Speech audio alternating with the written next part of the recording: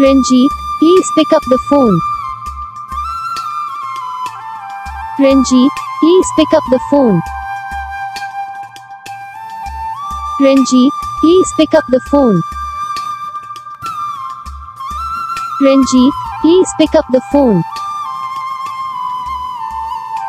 Ranjit, please pick up the phone. Video को like करो, channel को सब्सक्राइब करो, कमेंट करके बताओ आपको ये वीडियो कैसा लगा, कौन सा पार्ट है जो आपकी वीडियो में अच्छा लगा या फिर कौन सा पार्ट है जो आपकी वीडियो में अच्छा नहीं लगा। अगर आपको रिंगटोन पसंद है या फिर आप ऐसा कौन सा भी रिंगटोन बनवाना चाहते हो तो आप हम पे कमेंट कर सकते हो। हम आपके लिए रिंगटोन बना के चैनल पर अपलोड कर देंगे। आप वहाँ से इसे जल्दी डाउनलोड भी कर सकते हो। डाउनलोड करने के बाद चैनल को सब्सक्राइब कर लेना। सब्सक्राइब करने के बाद जो बेल आइकन आता है इसे ऑल पर सेलेक्ट कर लेना। देखो उसका तो फायदा रहता है कि जब हम वीडियो डालते हैं तब आप तक वीडियो पहुँच जाता है। यानी कि अगर मैं सरल भाषा में बताऊँ तो आपको पता चल जाता है।